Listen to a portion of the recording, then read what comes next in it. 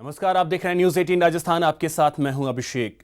मरुधरा में मौसम बेईमान है। इस बेईमान मौसम ने कांग्रेस अध्यक्ष राहुल गांधी से हिसाब लिया और उनके दौरे में बाधा बनकर सामने आया, जिससे राहुल गांधी का अलवर का थानागाजी दौरा टल गया।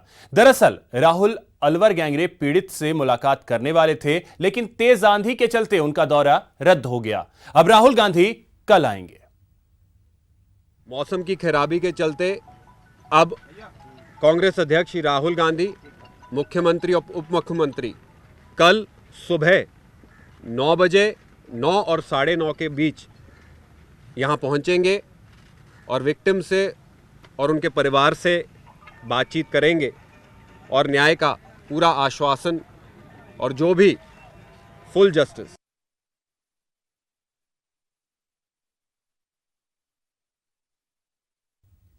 वहीं अलवर गैंगरेप मामले को लेकर आपको बता दें कि सियासी संग्राम जारी है। यूडीएच मंत्री शांति धारीवाल ने बीजेपी पर एक के बाद एक कई वार किए। उन्होंने कहा कि बीजेपी के पास कोई मुद्दा नहीं बचा है। धारीवाल ने सियासी अंदाज में बीजेपी से सवाल भी पूछा कि वो बताएं कि उन्होंने कितनी नौकरियां दी, अर्थव्यवस्था को सुधारने के लिए क्या किया, उनकी सरकार में दुष्कर्म नहीं हुए क्या। देखिए, इनके पास और कोई मुद्दे तो है नहीं सरकार के खिलाफ, और अपनी परफॉर्मेंस दिखाने के लिए कोई मैटर है नहीं इनके पास। न इनके पास ये है इस बात के लिए कि हमने कितनी नौकरियां दी, न इनके पास ये है कि यहाँ भारत की अर्थव्यवस्था को सुधारने के लिए क्या दी, न इनके पास ये है कि किसानों को जो है हमने उपज का दाम क्यों नहीं दे पाए। कई बातें हैं, तो वो इसी तरीके के मुद्दे उठाएंगे। उनके राज में क्या दुष्कर्म नहीं हुए? उनके राज में जितने दुष्कर्म हुए उससे जोड़ के देख लो आप। जिस कदर कानून व्यवस्था का सत्यानाश उनके राज में हुआ है, मोदी जी के राज में हुआ है, वो कभी देश की इतिहास में कभी नहीं हुआ। वहीं सूबे में पाठ्यक्रम पॉलिटिक्स जारी है। इतिहास से होते हुए अब गणित में भी बदलाव की तैयारी हो चुकी है। ये रिपोर्ट देखिए। इतिहास पर सियासत, कवर पर किचकिच। अब 23 मई के बाद बदल जाएगा राजस्थान का गणित, क्योंकि पाठ्यक्रम में बदलाव जारी है। राजस्थान में इतिहास के पाठ्यक्रम में बदलाव से शुरू हुआ सिलसिला अब गणित के गुणाभाग तक पहुंच गया है। राजस्थान बोर्ड के 12वीं के छात्र इस सत्र में गणित की नई किताबें पढ़ेंगे। गहलोत सरकार ने वर्तमान में चल रही गणित की किताबों को बैन कर दिया है। तर्क है कि बीजेपी राज में गलत गणित पढ़ाया गया, जिसे पढ़कर पकोड़ा तलने वाले छात्र तैयार होते हैं। समिति ने जो भी पाया है, पूरे पाठ्यक्रम की समीक्षा की गई है। वो रिपोर्ट 23 तारीख को आचार संहिता के बाद में हमारे पास आएगी। हम मीटिंग लेंगे, उनको पूछेंगे, किताबें जो नई छप करके आएंगी वो हमारे पास आ जाएंगी। फिर किस किस किताब में उन्होंने क्या क्या गलतियां की और उसको हमने शिक्षाविदों की समिति ने किस प्रकार सुधार किया, ये सब चीजें आपके सामने होंगी। क्या आपको लगता है पुराना पाठ्यक्रम पढ़ते तो क्या पकौड़ा तलने वाले स्टूडेंट तैयार होते, उनका भविष्य चौपट हो जाता? आपको लगता है गलत पढ़ेगा तो उसका तो रिजल्ट भी गलत ही आएगा। गणित में पकौड़ा वाले एंगल पर अब बवाल शुरू हो गया है। बीजेपी इसे सरकार का सोचा समझा सियासी समीकरण करार दे रही है। हालांकि प्रदेश के स्कूली पाठ्यक्रम में ये बदलाव पहली बार हुआ, ऐसा बिल्कुल भी नहीं है। दरअसल इसकी शुरुआत साल 2003 में ही हो गई थी, जब बीजेपी सरकार ने पाठ्यक्रम में बड़े बदलाव किए। प्रदेश के पाठ्यक्रम में वीर वीरांगनाएं आई। इसके अलावा श्यामा प्रसाद मुखर्जी, दीनदयाल उपाध्याय, वीर सावरकर पाठ्यक्रम का हिस्सा बने। लेकिन साल 2009 में तत्कालीन अशोक गहलोत सरकार ने पाठ्यक्रम बदल डाला और बीजेपी सरकार के समय शामिल किए गए पाठ संदर्भ हटाकर नया सिलेबस जारी किया गया। इसके बाद साल 2013 में बीजेपी सरकार की वापसी हुई तो पाठ्यक्रम फिर बदल गया। किताबों से नेहरू के अंश कम कर दिए गए, सावरकर और संघ के अन्य नेताओं के पाठ जोड़े गए। कई वीर वीरांगनाओं के पाठ जोड़कर नई किताबें छपवाई गई। सबसे बड़ा विवाद महाराणा प्रताप और अकबर की महानता को लेकर हुआ। आखिरकार प्रताप को महान बताने वाला पाठ शामिल किया गया। प्रदेश में हर 5 साल में सरकार बदलती रहती है और इसके साथ ही स्कूली पाठ्यक्रम भी बदला जा रहा है। अभी तो 23 मई का इंतजार है, देखते जाइए, क्योंकि पाठ्यक्रम पर बदलाव जारी है। जयपुर से न्यूज़ 18 के लिए बाबूलाल धायल की रिपोर्ट। वहीं सीएम अशोक गहलोत ने कहा कि सरकार ने पाठ्यक्रम में बदलाव के लेकर जो फैसला लिया है वो बिल्कुल सही है। ये मेरा ये मानना है, इतिहास जो है, इतिहास के साथ में छेड़छाड़ करने का किसी को अधिकार नहीं, चाहे कोई पॉलिटिकल पार्टी हो। मेरा मानना है जो पॉलिटिकल पार्टी इतिहास से छेड़छाड़ करेगी, इतिहास को तोड़ेगी मरोड़ेगी, वो खुद पार्टी कभी इतिहास नहीं बना पाएगी। ये मेरा मानना है। अगर कांग्रेस ने रिव्यू कर रही है तो कांग्रेस सरकार का हक है, क्योंकि पहले इतिहास को तोड़ा गया, मरोड़ा गया और अनावश्यक रूप से कमेटी बना करके बदला गया है, जो कि किसी को अधिकार नहीं होता है। सच्चाई सामने रहनी चाहिए, वरना नई पीढ़ी को अगर सच्चाई मालूम नहीं पड़ेगी तो इतिहास क्या बनाएंगे। तो मेरा मानना है कि जो कुछ कर रही सरकार सोच समझ कर रही है, ठीक कर रही है, उसका स्वागत करना चाहिए। वहीं मंत्री गोविंद सिंह डोटासरा ने सरकार के फैसले को सही ठहराते हुए कहा कि हम पढ़ा लिखा कर लड़कियों को डॉक्टर इंजीनियर बनाना चाहते हैं, ना कि उन्हें जौहर का पाठ पढ़ाना चाहते हैं। मामले पर हो रही राजनीति एकदम गलत है।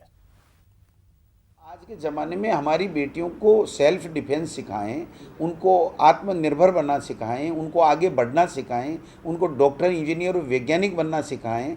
हम जौहर करना नहीं सिखा सकते। इसलिए हमने उस जो चित्र है उसको हटाया और उसकी जगह जो चित्तौड़ का वैभव है, जो किला है, उसको हमने दिखाया है। प्रदेश के विधायकों के लिए 250 करोड़ की लागत से सर्व सुविधा युक्त फ्लैट बनाए जाएंगे। इसको लेकर विधानसभा में एक उच्च स्तरीय कमेटी की बैठक हुई। माननीयों के अच्छे दिन जल्द ही आएंगे। 250 करोड़ की लागत से फ्लैट बनाए जाएंगे। सभी सुविधाओं से लैस होंगे आवास। पार्क, जिम्नेजियम, डिस्पेंसरी भी होंगे खास। विधायकों को सभी सुविधाओं से लैस आवास देने की कवायद तेज हो गई है। इसको लेकर विधानसभा में स्पीकर सीपी जोशी की अध्यक्षता में एक उच्च स्तरीय कमेटी की बैठक हुई।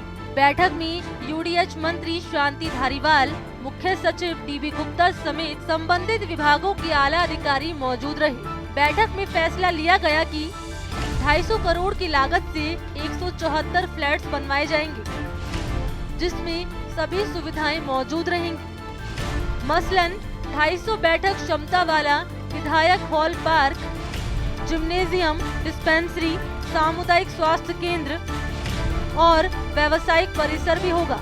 तय ये हुआ आज की बैठक में कि पहले पश्चिम पर जो है वो फ्लैट्स बनाए जाएं। वो फ्लैट्स जो है वो 4 बेडरूम के फ्लैट्स होंगे, उसमें ड्राइंग रूम अलग होगा, लिविंग रूम अलग होगा, ऑफिस अलग होगा। तो बड़े अच्छे हैं, मतलब एकोमोडेशन काफ़ी है। उस एकोमोडेशन के अनुसार अगर काम होता है तो मैं समझ के चलता हूँ कि निश्चित तौर पर विधायकों को अच्छे आवास उपलब्ध हो पाएंगे। इसके साथ ही विधानसभा भवन में 10 से 15 करोड़ की लागत से बनने वाले संसदीय संग्रहालय के निर्माण पर भी बैठक में चर्चा हुई। हाँ, म्यूजियम भी हो रही है, म्यूजियम भी बनवाना चाहते हैं। वो 10-15 करोड़ रुपए का प्लान है। उसमें जो है स्वतंत्रता के पहले राजस्थान क्या था और स्वतंत्रता के बाद में राजस्थान क्या था, और इस असेंबली में कौन कौन लोग रहे, क्या क्या लोग रहे, इस असेंबली के द्वारा ऐसे कौन कौन से बिल पास किए गए जो जिसने कि पूरे देश में ख्याति प्राप्त की। जैसे मिसाल के तौर पर पंचायत राज का हुआ। वैसे तो विधायकों के नए आवास को लेकर काफी सालों से मशक्कत चल रही है, लेकिन अब विधानसभा अध्यक्ष डॉक्टर सीपी जोशी इसको लेकर गंभीर है। यानी सब कुछ ठीक रहा तो साल 2022 आते आते प्रदेश के माननीयों को सभी सुविधाओं से लैस आवास मिल जाएंगे। न्यूज़ 18 के लिए जयपुर से सुधीर शर्मा की रिपोर्ट। बंगाल में बीजेपी अध्यक्ष अमित शाह की रैली में हुई पत्थरबाजी का बीजेपी ने पुरजोर विरोध किया। जयपुर के सिविल लाइंस पर बीजेपी ने धरना प्रदर्शन किया। इस दौरान प्रदेश अध्यक्ष मदन लाल सैनी, विधायक कालीचरण सर्राफ, महिला आयोग की पूर्व अध्यक्ष सुमन शर्मा समेत कई नेता मौजूद रहे। ममता बनर्जी पर निशाना साधते हुए मदन लाल सैनी ने कहा कि ममता गैर लोकतांत्रिक तरीके से सरकार चलाना चाहती हैं। पश्चिमी बंगाल में लोकतंत्र खतरे में है और प्रजातांत्रिक तरीकों को तिलांजलि देकर चुनाव में एक गुंडागर्दी की तरह व्यवहार किया जा रहा है। ममता सरकार के द्वारा और जो घटना हुई 14 तारीख की, उसमें उनका निर्धारित रोड शो पर पत्थर फेंकवाना और पुलिस का मूक दर्शक होकर देखते रहना इस बात की ओर इशारा करता है कि वहां की सरकार और वहां के पुलिस, वहां के मसल पावर रखने वाले उनके गुंडे लोग, उन्होंने मिलकर भारतीय जनता पार्टी के बढ़ते प्रभाव को रोकने की नाकाम कोशिश की है।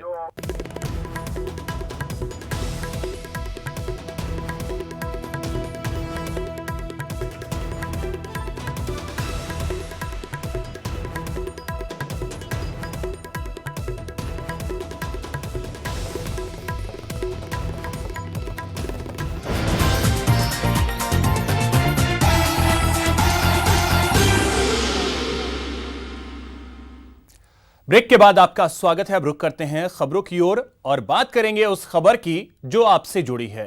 सरकार के इस प्रयास से प्रदेश में रोजगार के अवसर मिलेंगे और कारोबार करना आसान हो जाएगा। ईज ऑफ डूइंग में राजस्थान का हाल, आईओडीबी के लिए सरकार के प्रयास, बेहतर रैंक की तलाश में राजस्थान। 2015 में तीसरी रैंक पर था राजस्थान, 2018 में 9वें पायदान पर पहुंचा था। अब की बार राजस्थान का राज, अब की बार ईज ऑफ डूइंग में राजस्थान का राज। इसी कवायद को उद्योग विभाग के साथ कृषि, पर्यटन, स्किल डेवलपमेंट, श्रम रोजगार, यूडीएच, पानी और ऊर्जा से संबंधित विभाग कवायद में जुट गए हैं।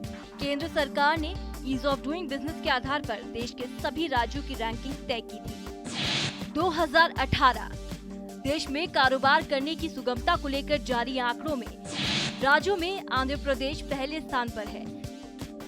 तेलंगाना और हरियाणा इस मामले में दूसरे और तीसरे स्थान पर है।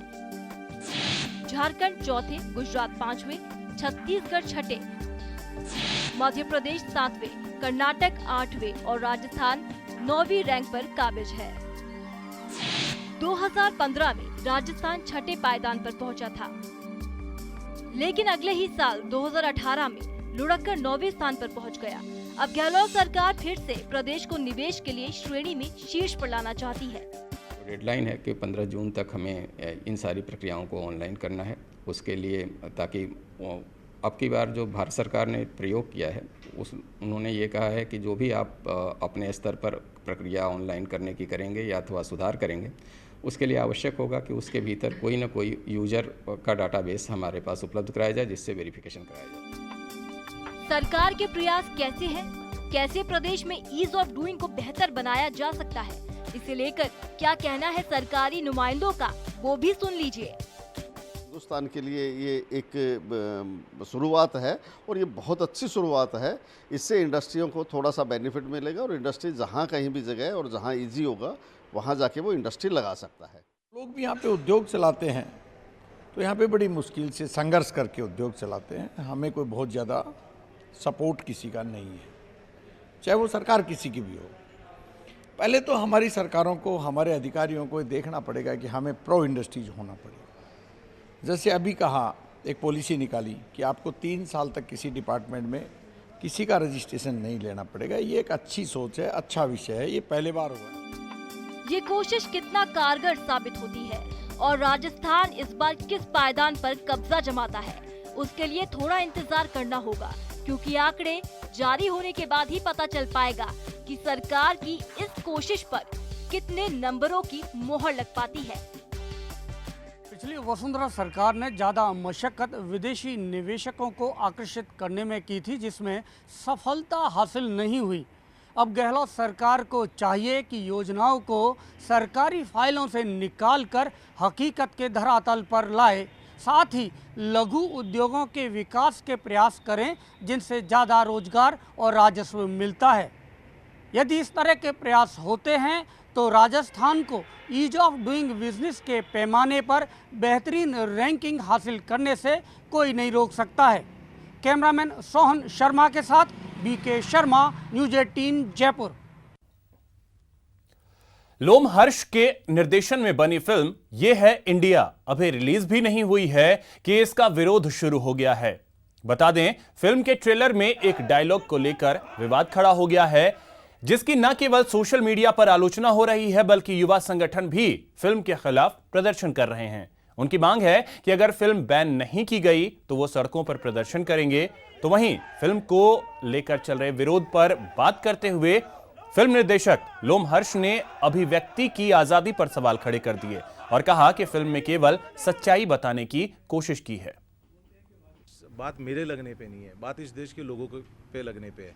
जिस वक्त बना था तब एक इंसान खड़ा हुआ था, उसने अपनी डिमांड रखी और उसकी बातों को शायद जायज़ समझा गया, तब वो फैसला हुआ। तो अगर कुछ ऐसी चीज़ आप जेएनयू के अंदर देखिए क्या हो रहा है, कश्मीर के अंदर देखिए क्या हो रहा है, इंटरनली तो हमारे देश में डिमांड टाइम टाइम पे अराइज हो ही रही है। क्यों हो रही है, गवर्नमेंट इसके अगेंस्ट क्या कर रही है, इसके फेवर में क्या कर रही है, वो मैटर करता है। बजाय ये I am not the prime minister of the country, आप मेरे से ये पूछ रहे हैं, आप ये सवाल मोदी जी से पूछ सकते हैं, आपके अगर कोई और नए प्रधानमंत्री आने वाले हैं तो उनसे पूछ सकते हैं। मैं इसका जवाब कैसे दूंगा? अगर डबल स्टैंडर्ड है तो क्या ये होना चाहिए, ये सवाल शायद उनसे किया जाना चाहिए। हमारे को जब से 5 दिन से सूचना मिली है कि इस पिक्चर के अंदर एक डायलॉग है, ये पिक्चर में ये डायलॉग है कि भारत के एक और टुकड़ा होना चाहिए, दूसरा पाकिस्तान बनना चाहिए। तो जब से हमारे युवाओं को नींद नहीं आ रही, बेचैनी हो रही है कि इस प्रकार के जो इंडिया के डायरेक्टर है, एक्टर है, वो इस प्रकार की बात कर रहे हैं कि भारत के एक और टुकड़ा होना चाहिए, तो हम पूरे युवा यही कहना चाहते हैं इस पिक्चर को बैन होना चाहिए और इस डायरेक्टर एक्टर अगर बाहर आ जाए तो हम इसकी पिटाई भी करेंगे। उन सभी संगठनों से आह्वान करना चाहते हैं मीडिया के माध्यम से कि वो आए और ऐसी देश विरोधी पिक्चर जो बनी है उन पिक्चरों को के खिलाफ विरोध प्रदर्शन करें और राजस्थान में किसी भी हॉल के अंदर इस पिक्चर को नहीं लगने दिया। आरबीआई के क्षेत्रीय दफ्तर में पिछले 30 साल से चतुर्थ श्रेणी कर्मचारियों की नई भर्ती नहीं हुई है, जिसके चलते कर्मचारियों की संख्या घटती जा रही है। बता दें कि यहां के दफ्तर पर हर महीने 1 या 2 कर्मचारी कम हो जाते हैं, जिसके खिलाफ आरबीआई के वर्कर्स आंदोलन पर उतर आए हैं, जहां उन्होंने काली पट्टी बांधकर प्रदर्शन किया। आंदोलनकारियों का कहना है कि यह प्रदर्शन 27 से 31 मई तक चलेगा और 1 जून को ठेका कर्मचारियों को एंट्री करने से रोका जाएगा। यूनियन पदाधिकारियों ने भर्तियां न होने पर अनिश्चितकालीन हड़ताल की चेतावनी भी दी है। के दौरान जो सराहनीय कार्य किया मेरे भाइयों ने, उसके बावजूद हमारे को एक भी वैकेंसी नहीं दी गई और आज की स्थिति यह है कि हमारे हर माह के अंदर 2-3 लोग रिटायरमेंट होते जा रहे हैं, स्टाफ काफ़ी शॉर्टेज हो रहा है और बैंक हमारे ऊपर एक्स्ट्रा वर्क करने के लिए दबाव और प्रेशर डाल रहा है। राजस्थान पॉल्यूशन कंट्रोल बोर्ड ने लूनी नदी जल प्रदूषण के मामले में कार्रवाई की है। बोर्ड ने आदेश जारी कर सीईटीपी प्लांट बालोतरा को बंद करवाने की बात कही है। इस फैसले से जुड़ी 383 टेक्सटाइल इंडस्ट्री भी बंद हो जाएगी। बोर्ड ने मामले में 1 करोड़ का जुर्माना भी लगाया है और सीईटीपी ट्रस्ट से 1.25 करोड़ की गारंटी भी मांगी है। मामले में प्रदूषण नियंत्रण मंडल मेंबर सेक्रेटरी शैलजा देवल से बात की हमारे संवाददाता अरबाज अहमद ने। राजस्थान पॉल्यूशन कंट्रोल बोर्ड का एक बड़ा एक्शन हुआ है, जिसमें जो सीईटीपी बालोतरा है उसे बंद करने के आदेश दे दिए गए हैं और साफ तौर पर ये डायरेक्शन जारी कर दिए गए हैं कि इससे जुड़ी हुई जितनी भी इंडस्ट्रीज़ हैं वो भी अभी काम नहीं कर पाएंगी। और जो नोटिस जारी किया गया है, जो एक्शन लिया गया है, शैलजा देवल हमारे साथ में मौजूद हैं, मेंबर सेक्रेटरी हैं राजस्थान पॉल्यूशन कंट्रोल बोर्ड की। क्या आपने एक्शन लिया है, क्या उसका इम्पैक्ट होगा? मैं आपको बताना चाहूँगी कि बालोतरा में टेक्सटाइल इंडस्ट्रीज़ के पोल्यूशन का इशू काफ़ी टाइम से चल रहा है और इस पर माननीय एनजीटी में भी एक केस दर्ज है और एनजीटी ने भी काफ़ी डायरेक्शंस दिए हैं। हाल ही में पिछले 2 महीने में सीईटीपी ट्रस्ट का जो इफ्लुएंट डिस्चार्ज होता है उसके टैंक्स हैं